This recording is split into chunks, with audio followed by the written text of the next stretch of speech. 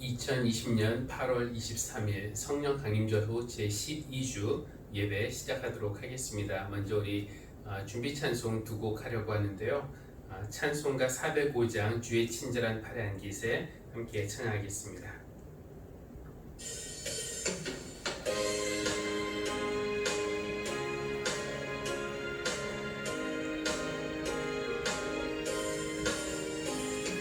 주의 친절한 팔에 안기세 우리 마음이 평안하리니 항상 기쁘고 복이 되겠네 영원하신 팔에 안기세 주의 팔에 그 크신 팔에 안기세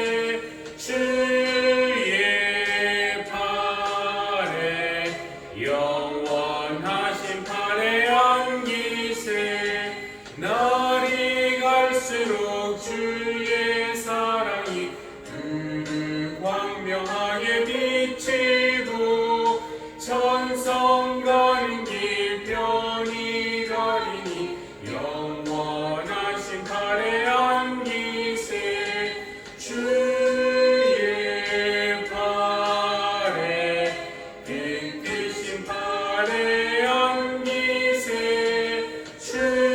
주의 팔에 영원하신 팔에 안기세 주의 보좌로 나아갈 때에 기뻐 찬미 소리 외치고 겁과 두려움 없어지리니 영원하신 팔에 안기세 주의 팔에 그 크신 팔에 안기세 주의 팔에 영원하신 팔에 안기세.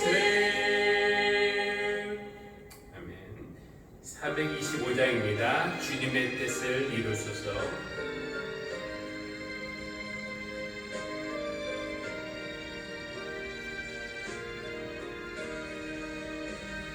주님의 뜻을 이루소서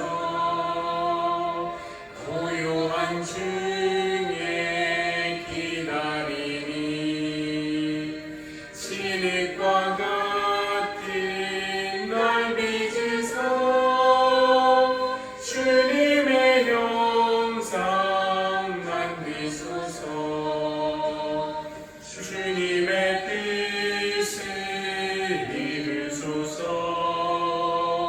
주님 발 앞에 엎드리니 나의 맘속을 살피시사 눈보라히게 하옵소서 주님의 뜻을 이루소서 병들어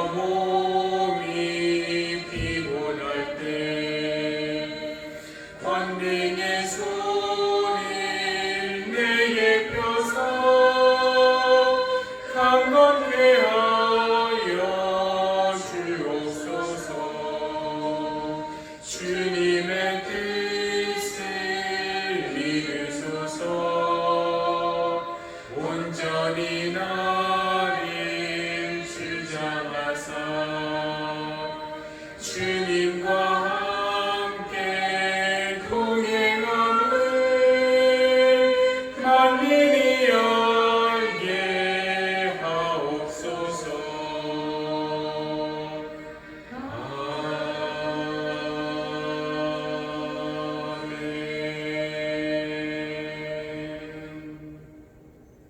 사도신경으로 신앙 고백하겠습니다. 전능하사 천지를 만드신 하나님 아버지를 내가 믿사오며 그 외아들 우리 주 예수 그리스도를 믿사오니 이는 성령으로 잉태하사 동정녀 마리아에게 나시고 본디오 빌라도에게 고난을 받으사 십자가에 못 박혀 죽으시고 장사한 지 사흘 만에 죽은 자 가운데서 다시 살아나시며 하늘에 오르사 전능하신 하나님 우편에 앉아 계시다가 저리로서 산 자와 죽은 자를 심판하러 오시리라. 성령을 믿사오며 거룩한 공예와 성도와 서로 교통하는 것과 죄를 사하여 주시는 것과 몸이 다시 사는 것과 영원히 사는 것을 믿사옵나이다. 아멘. 다시 온라인 예배로 전환할 수밖에 없는 현실이 매우 안타깝습니다.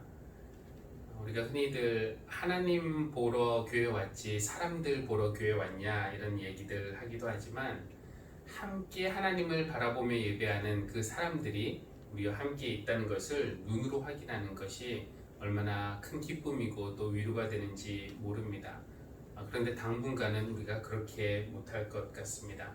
그래도 서로의 얼굴 마음속에 그리면서 우리가 어느 곳에 있든지 함께 예배하고 있다는 생각 잊지 않았으면 좋겠습니다. 지금 이 시간 대부분 가정에서 예배를 드리실 텐데 집이라는 그 일상의 장소를 예배 장소로 바꾼다는 것이 그리 쉽지만은 않을 것으로 예상합니다. 이 집이라는 곳은 좋은 곳이기도 하지만 또 가족들이 서로에게 준 상처의 흔적들이 있는 그런 곳이기 때문이기도 한데요. 그러나 우리 주님은 누구십니까? 우리가 살고 있는 그 삶의 현장에 찾아오셔서 우리를 만나주시고 고쳐주시고 치유하시고 새롭게 해주시는 그런 주님 아니십니까? 오늘은 여러분이 하나님의 집으로 초대받아서 온다는 그런 느낌이 아니라 여러분 댁에 우리 주님을 초대하여 모시고 함께 예배한다는 그런 느낌으로 예배 드리시면 좋겠습니다. 지금 여러분이 계시는 그곳에 우리 주님이 찾아오셔서 여러분 예배를 받아주시고 또 은혜와 평안 베풀어 주시기를 바랍니다. 우리 함께 우리 하나님을 찬양하도록 하겠습니다. 찬송가 383장입니다.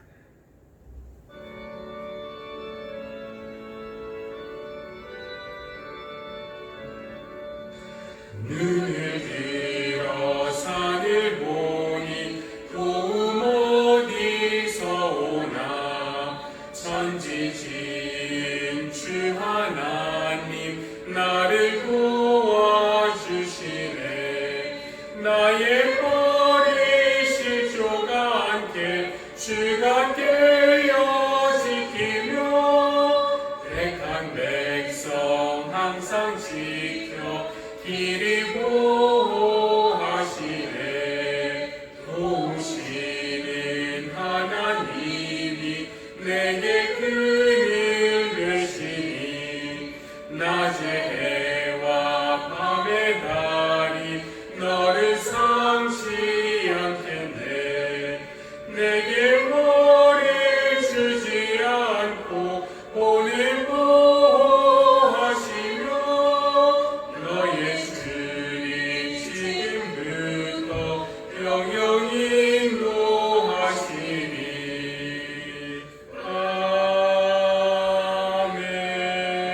아멘. 교동문은 시편 124편입니다. 교동문 시편 124편 교독하겠습니다. 이스라엘아 대답해 보아라. 주님께서 우리 편이 아니셨다면 우리가 어떠하였겠느냐? 주님께서 우리 편이 아니셨다면 원수들이 우리를 치러 일어났을 때에 원수들이 우리에게 큰 분노를 터뜨려서 우리를 산채로 집어삼켰을 것이며 물이 우리를 덮어 홍수가 우리를 휩쓸어 갔을 것이며 넘치는 물결이 우리의 영혼을 삼키고 말았을 것이다. 우리를 원수의 이에 찢길 먹이가 되지 않게 하신 주님을 찬송하여라. 새가 사냥꾼의 그물에서 벗어남같이 우리는 목숨을 건졌다. 그물은 찢어지고 우리는 풀려났다. 천지를 지으신 주님이 우리를 도우신다. 아멘. 아멘. 공동의 기도 함께 드리겠습니다. 에베네셀의 하나님, 지금까지 우리를 도우시고 인도하여 주시는 분은 천지를 지으신 하나님이심을 고백하며 감사드립니다. 하나님이 우리 편이 아니셨다면 우누사자처럼 삼킬 자를 찾아다니는 사탄에게 삼키고 말았을 것이고 하나님이 도우시지 않았더라면 우리는 여전히 사냥꾼의 국물에서 벗어나지 못하는 죄의 노예였을 것입니다. 예수 그리스도를 통해 우리에게 생명과 자유를 주시고 또 주님을 구주로 고백하는 그 믿음 위에 교회를 세워주심을 감사합니다. 교회의 잘못으로 하나님의 영광을 가리지 않게 하시고 쓴소리를 들으며 어려움을 겪는 이런 시간을 통해서 교회가 정화되며 교회다움을 회복하게 하여 주십시오. 예수님의 이름으로 기도합니다. 아멘. 오늘 하나님이 우리에게 주시는 말씀 출애굽기 2장 1절에서 10절, 또 마태복음 16장 13절에서 20절 말씀인데 제가 봉독하겠습니다. 레위 가문의 한 남자가 레위 가문의 한 여자를 아내로 맞이하였다. 그 여자가 임신을 하여 아들을 낳았는데 그 아이가 하도 잘생겨서 남이 모르게 석 달 동안이나 길렀다. 그러나 더 이상 숨길 수가 없어서 갈대 상자를 구하여다가 역청과 송진을 바르고 아이를 거기에 담아 강가의 갈대 사이에 놓아두었다. 그 아이의 누이가 멀찍이 서서 아이가 어떻게 되는지를 지켜보고 있었다. 마침 바로의 딸이 목욕을 하려고 강으로 내려왔다. 시녀들이 강가를 거닐고 있을 때에 공주가 갈대 숲속에 있는 상자를 보고 시녀 한 명을 보내서 그것을 가져오게 하였다. 열어보니 거기에 남자아이가 울고 있었다. 공주가 그 아이를 불쌍히 여기면서 말하였다. 이 아이는 틀림없이 히브리 사람의 아이로구나. 그때 그 아이의 누이가 나서서 바로의 딸에게 말하였다. 제가 가서 히브리 여인 가운데서 아이에게 젖을 먹일 유모를 데려다 드릴까요? 바로의 딸이 대답하였다. 그래, 어서 데려오너라. 그 소녀가 가서 그 아이의 어머니를 불러왔다. 바로의 딸이 그에게 말하였다. 이 아이를 데리고 가서 나를 대신하여 젖을 먹여다오. 그렇게 하면 내가 너에게 삭을 주겠다. 그래서 그 여인은 그 아이를 데리고 가서 젖을 먹였다. 그 아이가 다 자란 다음에 그 여인이 그 아이를 바로의 딸에게 데려다 주니 공주는 이 아이를 양자로 삼았다. 공주는 내가 그를 물에서 건졌다 하면서 그의 이름을 모세라고 지었다. 아멘. 이어서 마태복음 16장 13절에서 20절까지의 말씀입니다. 예수께서 빌립보의 가이사랴 지방에 이르러서 제자들에게 물으셨다. 사람들이 인자를 누구라고 하느냐? 제자들이 대답하였다. 세례자 요한이라고 하는 사람들도 있고 엘리야라고 하는 사람들도 있고 예레미야나 예언자들 가운데 한 분이라고 하는 사람들도 있습니다. 예수께서 그들에게 물으셨다. 그러면 너희는 나를 누구라고 하느냐? 시몬 베드로가 대답하였다. 선생님은 살아계신 하나님의 아들 그리스도이십니다. 예수께서 그에게 말씀하셨다.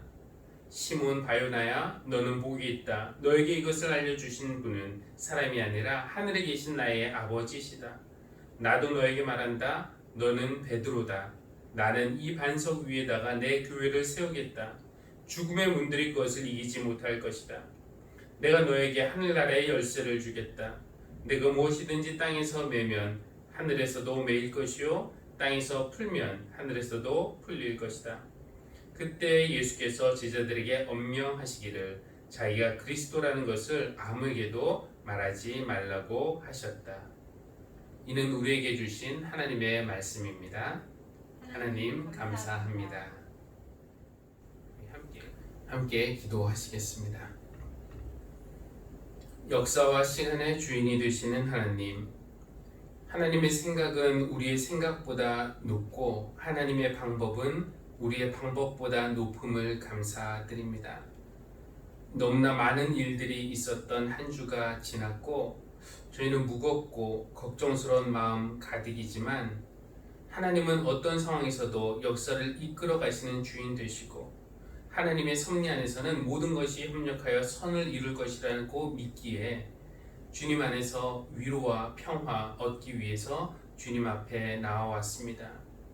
무거운 마음으로 온 우리를 받아주시고 은혜를 베풀어 주십시오. 하나님, 코로나19의 재확산으로 다시 5개월 만에 비대면 예배로 돌아가게 되었습니다. 지난 주일까지만 해도 사랑하는 교우들이 함께 모여 예배 드린 것만으로도 감사하다고 느낄 만큼 지금의 상황이 심각해졌습니다. 교회가 확산의 통로가 되었다는 점에서 교회라고 다 똑같은 것이 아니라고 우리는 그들과 다르다고 말하고 싶기도 하지만 또 교회가 교회다움을 잃어버린 것에 대해서 하나님께도 죄송하고 또 사회에도 미안한 마음입니다. 하나님, 코로나19 감염증이 빨리 끝나게 해달라고 우리는 기도하고 있지만 이 기간이 힘들고 어려웠던 시간만으로 끝나지 않게 하시고 이 감염증이 끝나기 전에 우리의 죄를 온전히 회개하고 주님 안에서 새로워지는 시간이 되게 하여 주십시오. 온 마음으로 하나님을 섬기지 못했고 또 이웃을 내 몸같이 사랑하지 못했음을 고백합니다. 하나님 나라를 위한 도구로 우리 자신을 내어드리지 못했고 오히려 나의 욕망을 위해 하나님을 도구로 사용했음을 고백합니다. 하나님이 창조하신 세계를 아끼지 못한 것은 물론 같이 어울려 살라고 주신 이웃들도 아끼지 못했습니다. 교회의 본질을 지켜내지 못했고 여러 가지 유혹 때문에 가정을 위태하게도 했습니다. 하나님 앞에서 우리의 죄를 솔직하게 고백하고 진실하게 회개할 때 우리를 불쌍히 여기시고 용서해 주실 줄로 믿습니다. 우리 주님의 한량 없으신 은혜를 의지하여 사랑하는 성도들을 위해서 기도합니다. 아픈 이들이 있으니 깨끗하게 고쳐주시고 우는 이들이 있으니 위로하여 주십시오. 직장과 사업장에서의 모든 일들이 우리 주님의 돌보심 가운데 해결되게 하시고 또 공부하고 미래를 꿈꾸고 도전하는 우리 자녀들에게 하늘의 지혜와 꿈과 믿음을 허락해 주시기를 간구합니다. 하나님, 오늘 우리가 함께 모여서 예배하지 못하고 각자 삶의 자리에서 예배합니다. 우리 주님은 성스러운 것과 세속적인 것의 경계를 넘나들며 소위 종교적인 사람들에게서는 위선을 보셨고 아무것도 아닌 취급을 받는 사람들 속에서는 거룩함을 보신 줄 믿습니다. 지금 성도들이 있는 그 일상의 자리가 하나님이 함께 하심으로 성스러운 거룩한 자리로 변화되게 하여 주시고 교회에서만이 아니라 어느 곳에 있든지 하나님이 함께 계심을 깨닫는 예배가 될 수 있도록 주님께서 인도하여 주십시오. 모든 순서를 주님께 맡기며 우리 주 예수 그리스도의 이름으로 감사하며 기도합니다. 아멘. 며칠 전 인터넷에 올라온 사진 한 장을 보고 기분이 좀 씁쓸해졌습니다. 식당 문 앞에 붙은 종이에는 당분간 교회 다니는 사람은 받지 않습니다 라고 적혀있는 그런 사진이었습니다. 최근에 교회가 코로나19 재확산의 통로가 되었기 때문에 손님들 안전을 지키기 위해 교회 다니는 사람은 받지 않겠다는 주인의 조심스러운 마음 반, 그리고 또 교회를 싫어하고 불신하는 마음이 이렇게 반씩 섞여 있는 것처럼 느껴졌습니다. 물론 교인이 아닌 척하고 들어갈 수도 있고요. 또 이렇게 차별하는 식당에서는 안 먹고 말겠다며 돌아설 수도 있습니다. 식당이 하나만 있는 것도 아닌데요, 뭐. 그런데 속상한 것은 교회 문 앞에 신천지 출입을 금합니다 라고 적은 우리가 세상에서는 우리가 그렇게 비방하고 우리와 다르다라고 주장했던 사이비 단체와 우리가 똑같은 취급을 받게 되었다는 것입니다. 어떤 목사님이 농담 반 진담 반으로 요즘은 기독교 신앙을 가졌다는 이유만으로 우리를 차별하지 말아달라고 빌어야 할 판이라고 말하면서 지금 많은 기독교인들이 반대하는 차별금지법이 어쩌면 나중에는 우리를 위해서 적용될 수도 있겠다라고 얘기를 했는데 지금과 같은 사회 분위기라면 그게 틀린 말만도 아닌 것 같습니다. 사실 제대로 된 기독교 신앙을 가졌다라는 이유만으로 세상에서 차별당한다면 저는 오히려 그 차별을 영광스럽게 받겠습니다. 너희가 나 때문에 모욕을 당하고 박해를 받고 터무니없는 말로 온갖 비난을 받으면 복이 있다 라고 하신 우리 주님의 말씀이나 여러분이 그리스도의 이름으로 모욕을 당하면 복이 있습니다 라고 한 베드로의 말에 저는 아멘 하고 말할 수 있을 것 같습니다. 문제는 이 세상에서 교회가 하나님이 요구하시는 것과는 반대되는 모습으로 살아가면서 믿음 때문에 고난 당한다고 우리의 죄 때문에 이웃에게 비난받으면서 내가 그리스도 때문에 박해받는다고 착각한다는 것입니다. 들어보면 사이비 집단에서 주장하는 소리나 일부 극우 기독교 개신교인들이 주장하는 것을 들어보면 과연 뭐가 다른가 싶을 정도로 비슷하게 들린다는 것이 매우 염려스러운 일이라고 하겠습니다. 제 주관적인 생각이겠지만 제가 보기에 일부 교회들이 생명을 아끼고 또 평화와 정의를 실천하고 이웃을 해를 끼치지 말라는 그 하나님의 뜻과는 너무 동떨어지게 살아가는 모습 보여주면서 그런 모습 때문에 비난받을 때 세상이 우리를 박해한다고, 정부가 기독교를 탄압한다고, 그러나 하나님은 우리 편이시라고, 하나님이 우리를 지켜주신다고 주장하고 있으니 참 답답한 노릇입니다. 정말 하나님은 그런 교회들을 향해서 그래 내가 너희 편이다 걱정 말아라 이렇게 말씀하실까요? 아니면은 나더러 주님 주님 하는 사람이라고 다 하늘나라 들어가는 거 아니다, 나는 너희를 도무지 알지 못한다 라고 말씀하실까요? 오늘 시편에 나오는 표현이 있죠. 주님께서 우리 편이 아니셨더라면 우리가 어떠하였겠느냐, 주님께서 우리 편이 아니셨다면 우리가 다 삼켜졌을 것이라고 하는 그런 고백은 그동안 정치 세력에 기생하여 기득권을 누리고 있다가 자기의 죄와 타락 때문에 욕을 먹고 있는 그런 기독교인들의 입에서 나올 만한 말은 아닙니다. 어울리지 않습니다. 그런데 요즘에 소위 목소리 좀 낸다고 하는 교회들, 뉴스에 자주 등장하는 교회들을 보면 꼭 그런 식으로 말하고 있는 것 같아요. 자기들이 잘못해놓고서 하나님이 우리 편이시라고, 하나님이 우리 지켜주실 거라고,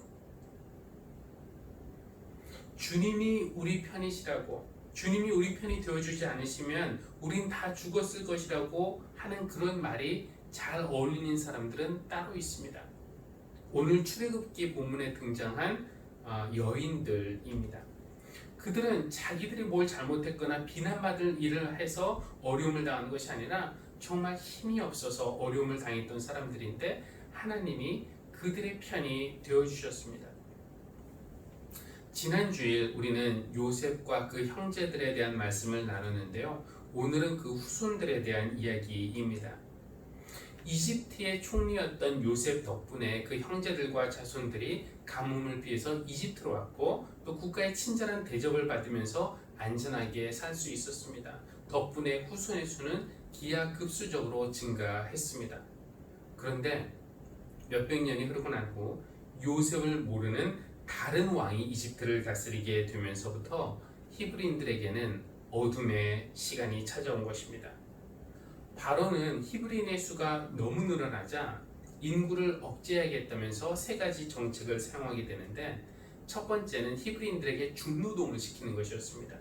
온갖 고된 일로 이 사람들을 혹사시키면은 자녀를 생산할 힘이 없어질 것이라고 생각했지만 웬걸요, 억압받을수록 그 수가 더욱 불어나고 자손이 번성했다고 합니다. 두 번째 조치로 바로는 히브리 산파들에게 명령을 내리는데요. 히브리 여인들의 해산을 도울 때 딸이면 살려두고 아들이면 죽이라고 말합니다. 왜냐하면 아들들은 잠재적인 군사들이고 혹시라도 반대편과 합세하게 되면 위험하니까 죽이라고 명령한 것이고, 딸들이야 위험해봤자 얼마나 위험하겠냐 하는 것이겠죠. 하지만 바로 이 두 번째 정책도 산파들의 용기와 재치 때문에 실패했습니다. 바로는 결국 세 번째 정책을 사용하게 되는데 모든 백성에게 이렇게 명령을 내렸습니다. 갓 태어난 히브리 남자아이는 모두 강물에 던지고 여자아이들만 살려두어라. 이런 상황에서 한 히브리 사내가 태어나게 됩니다. 사람들 눈에 띄기라도 하는 날이면 당장 엄마의 품에서 빼앗겨서 나의 강 속에 던져지고 말 그런 운명 속에서 태어난 것입니다. 과연 이 아기가 죽음의 위기를 모면하고 생존할 수 있을까요? 아이를 살려낸다면 누가 이 아이를 지켜낼 수 있겠습니까? 놀랍게도 힘센 남자들이 힘으로 이집트 군사들과 맞서서 아이를 지켜낸 것 아니었고요. 머리 좋은 사람들이 기막힌 작전을 짜서 이 아이를 숨긴 것도 아니었습니다. 모세를 살린 사람들은 3명의 여인들이었습니다. 첫째는 모세의 어머니인데요. 여기에는 나오지 않지만 6장에서 우리는 그의 이름이 요게벳이라는 것을 알게 됩니다. 히브리 사내 아이가 태어나면은 나일강에 던지라는 그 명령이 떨어져 있는 상태였지만 요게벳은 어떻게든 그 아이를 지켜내려고 했습니다. 석 달 동안은 그렇게 몰래 키웠는데 더 이상 숨길 수가 없었어요. 쉽지 않은 결정이었지만 데리고 있다가 죽게 만들 수는 없으니까 갈대 상자를 구하다가 거기에 송진과 역청을 바르고 아이를 거기에 담아서 나일강과 갈대 사이에 놓아두었습니다. 이 베이비박스 같은 곳에 아이를 담고 강물에 뛰어보내는 것은 이 아이를 버리는 것, 죽이는 것과 마찬가지 아니냐고 누가 비난할지도 모르겠지만 요게벳은 아기를 버린 것이 아니라 자기 손으로 지킬 수 없으니까 하나님 손에 맡긴 것이었습니다. 모세를 살리는데 중요한 역할을 했던 두 번째 여인은 그의 누이였습니다. 역시 여기에는 그의 이름이 나오지 않지만 15장에 가면 우리는 그의 이름이 미리암이라는 것을 알게 되죠. 미리암은 동생이 들어있는 갈대 상자를 잘 지켜보고 있다가 바로의 딸이 갈대 상자 안에 있는 아기를 발견하자 그에게 접근해서 이렇게 말하죠. 제가 가서 아이에게 젖을 먹일 유모를 데리고 올까요? 공주가 그렇게 하라고 하자 미리암은 가서 자기 친엄마를 데리고 옵니다. 모세의 생명을 구하는데 결정적인 역할을 한 세 번째 여인이 바로 이 바로의 딸입니다. 그가 목욕을 하러 강으로 내려왔다가 갈대 상자를 발견했고 그 안에 아이가 있었음을 보게 되었습니다. 공주는 그 아이가 자기 아버지가 강물에 던져 죽여야 한다고 명령했던 히브리 사내 아이라는 것을 알고 있었어요. 이 아이는 틀림없이 히브리 사람의 아이로구나 라고 중얼거렸으니까요. 나일강에 던져 죽여야 할 대상임을 알았지만 공주는 차마 그렇게 하지 못했습니다. 아기를 보는 순간 불쌍히 여기는 마음이 그 공주 속에서 작동했기 때문에 그렇습니다.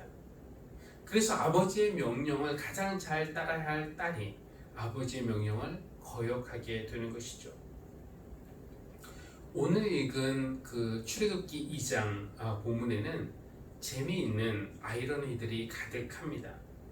아이들의 생명이 왔다 갔다 하는 무서운 상황이기 때문에 재미있다고 표현하기가 좀 그렇지만 하나님은 재치 있고 또 유머러스한 방법으로 하나님의 일을 이루고 계신 것입니다.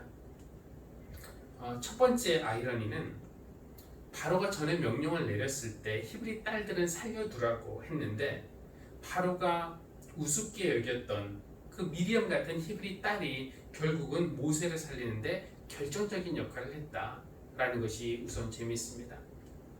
두 번째 아이러니는 이스라엘의 사내 아이들을 죽이라고 명령한 것이 바로인데 바로의 딸이 그 명령을 거역했다는 것이 재미있죠. 자신의 제국에 위협이 되는 존재를 제거하려고 했던 바로의 계획이 다른 사람도 아니고 바로의 딸에 의해서 차마 그 불쌍한 아기를 버릴 수 없는 그 마음 때문에 그 모세를 입양하게 된 바로의 딸 때문에 바로의 계획이 차질을 빚게 되는 것입니다. 세 번째 재미있는 것은 모세의 어머니는 그가 그렇게 하고 싶었던 것, 그런 할 수 없었던 그 일, 자기 아들에게 젖을 먹이면서 직접 키우는 일을 하게 되죠. 그것도 돈을 받아가면서 말입니다. 상황이 역전된 겁니다.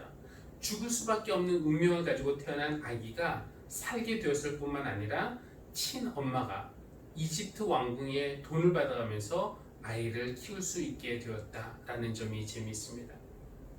네 번째는 그 바로의 딸이 그 아이에게 이름을 지어주는데 모세라고 지어줍니다. 모세는 이집트 말로는 아들이라는 뜻을 가지고 있는데 히브리 말로는 건져내다 라는 뜻이라고도 합니다.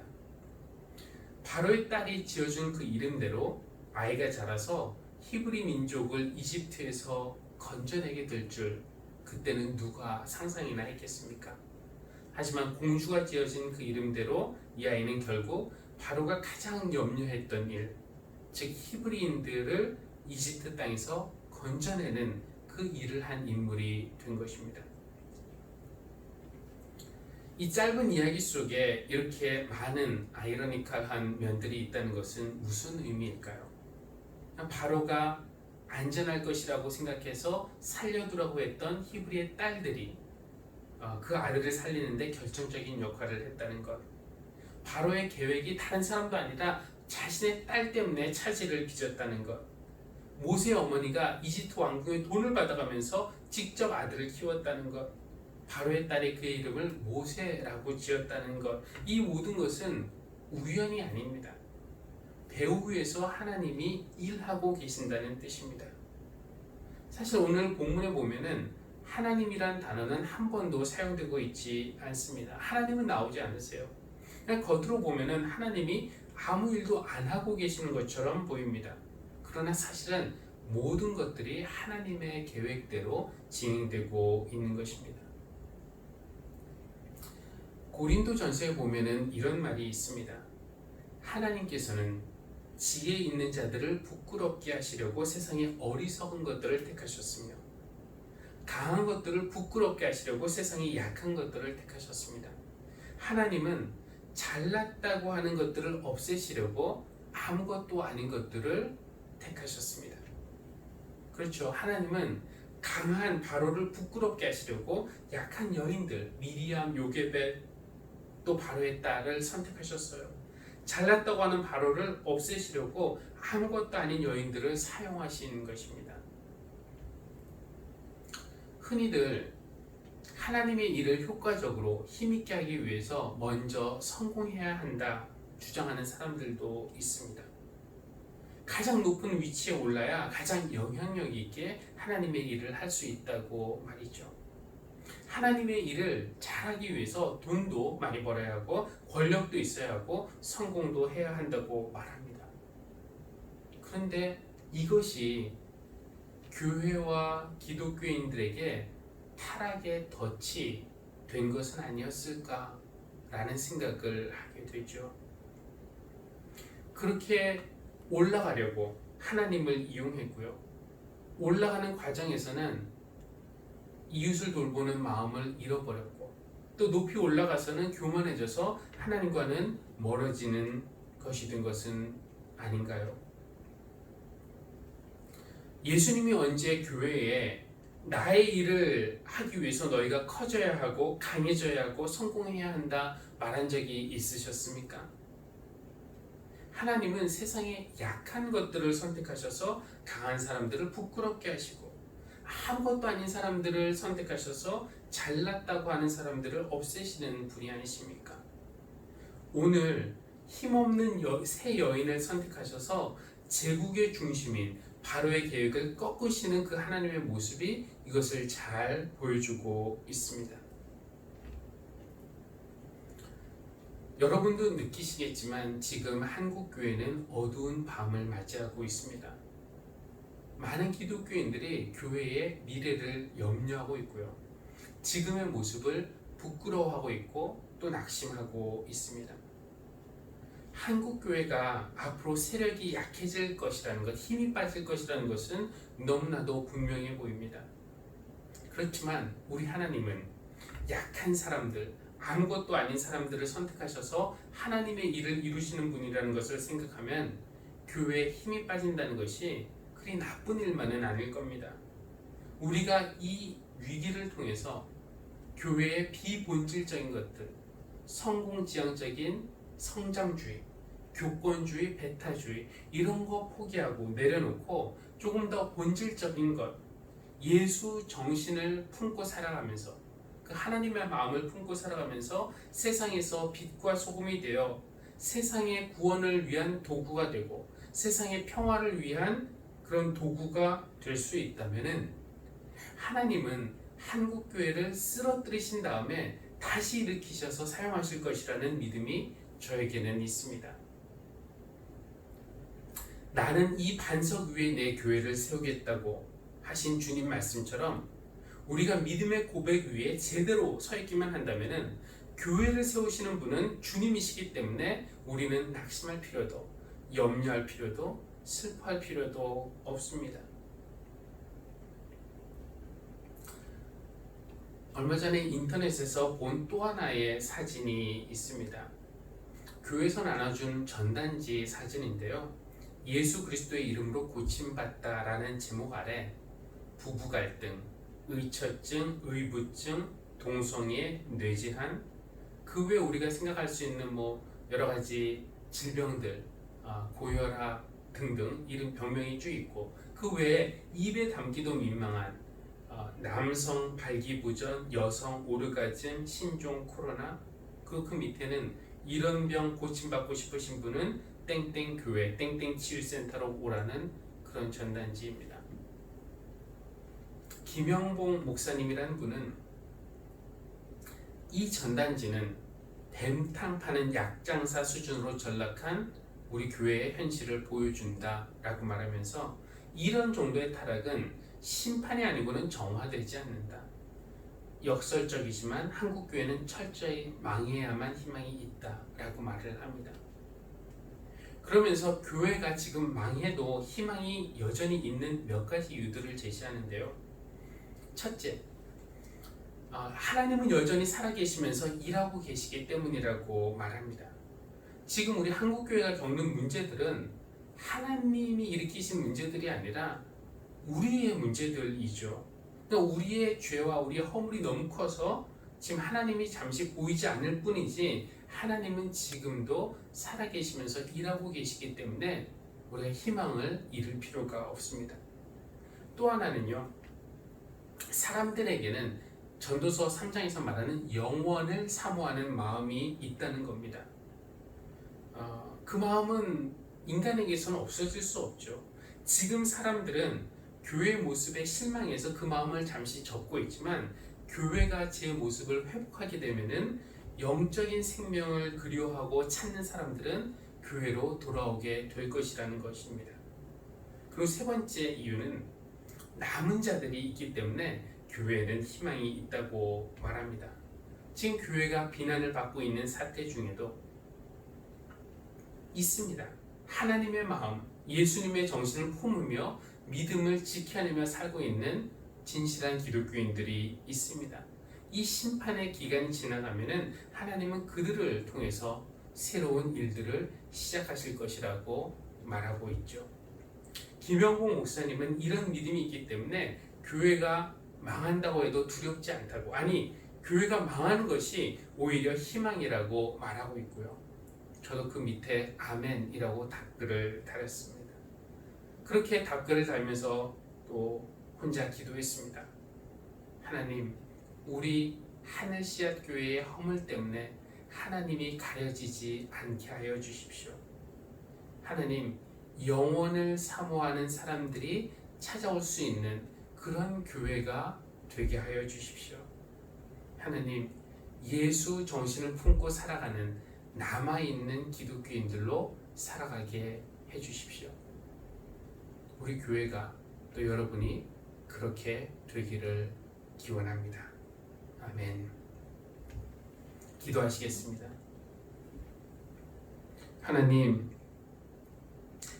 잘났다고 하는 이들을 없애시기 위해 아무것도 아닌 취급을 받는 이들을 선택하시는 하나님이신 줄 믿습니다. 바로의 체제를 꺾으시기 위해서 요게벳과 미리암과 바로의 딸을 사용하셨고, 로마 제국과 또 권력과 부와 결탁한 종교 체제를 무너뜨리기 위해서 갈릴리 어부들을 선택하셨습니다. 그런데 우리는 세상에서 성공하고 교회가 커져야 하나님의 일을 더 잘하는 줄 알았습니다. 아니, 어쩌면은 성공하고 싶고 높아지고 싶은 욕망에 하나님을 이용했습니다. 그러는 과정에서 하나님의 마음을 잃어버렸고 예수님의 정신을 포기했습니다. 하나님, 우리를 용서하여 주십시오. 교회가 맡고 있는 오늘날의 위기가 교회가 새로워지는 기회가 되기를 기도합니다. 우리의 허물 때문에 하나님을 가리지 않게 하시고 교회의 본래의 본질을 회복하게 하시고 순수한 믿음 잃지 않고 남아있는 교회가 되게 하여 주십시오. 교회를 세우시고 교회를 새롭게 하시고 교회를 사용하시는 우리 주 예수 그리스도의 이름으로 기도합니다. 아멘. 있습니다. 찬송가 542장입니다.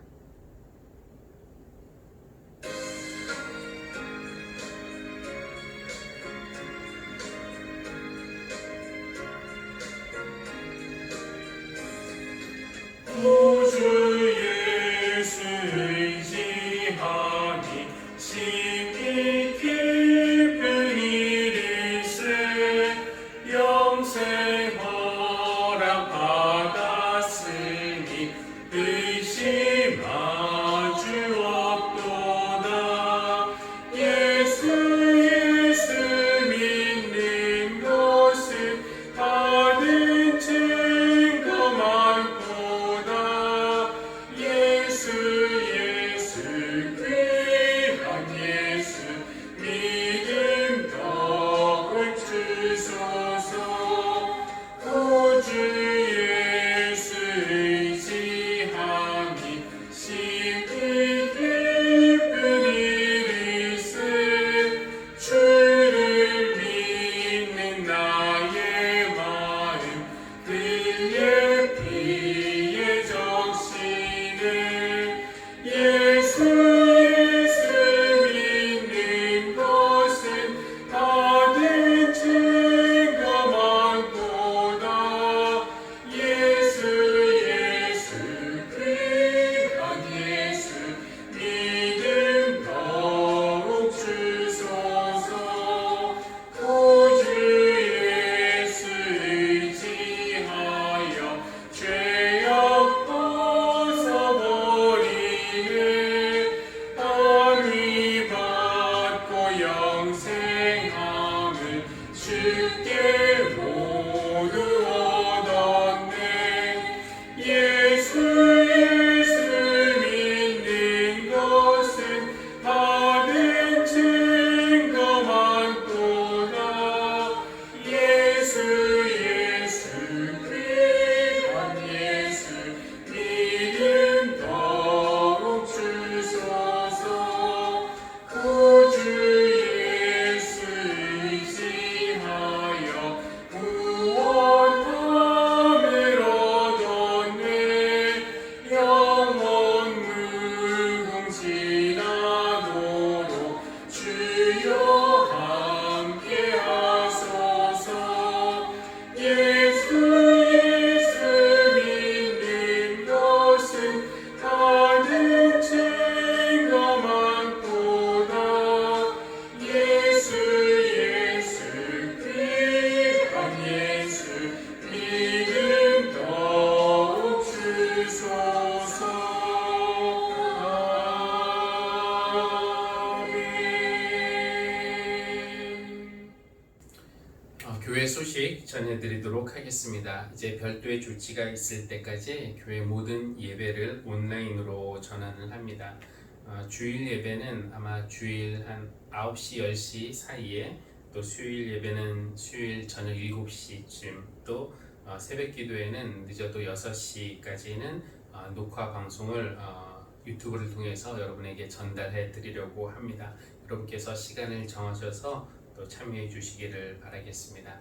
8월부터 불가리아, 이스라엘, 피지 등 선교사 5가정을 추가로 지원합니다. 관심 갖고 또 함께 동참해 주시기를 바라겠고, 전교인 성경 읽기표에 따라 성경 읽기에 여러분 동참해 주시기 바라는데, 이번 주의 범위는 이사야 23장부터 34장까지입니다.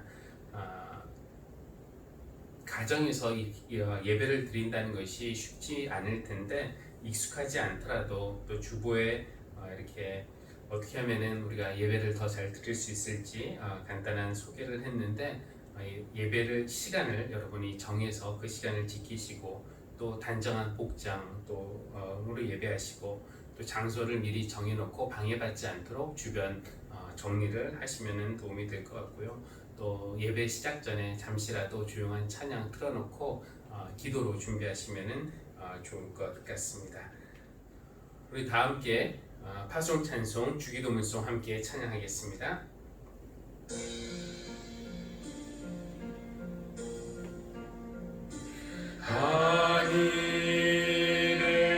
하늘에 계신 아버지 이름 거룩하사 주님 나라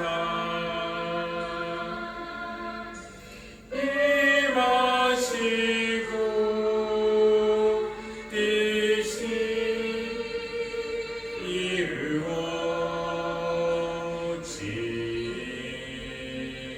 이루어지이다. 일용할 양식 주시고 우리들의 큰 죄 다 용서하옵시고 또 시험에 들게 마시고 악에서 구원하소서. 대개 주의 나라 주의 영생 주의 영광 영원히 아멘.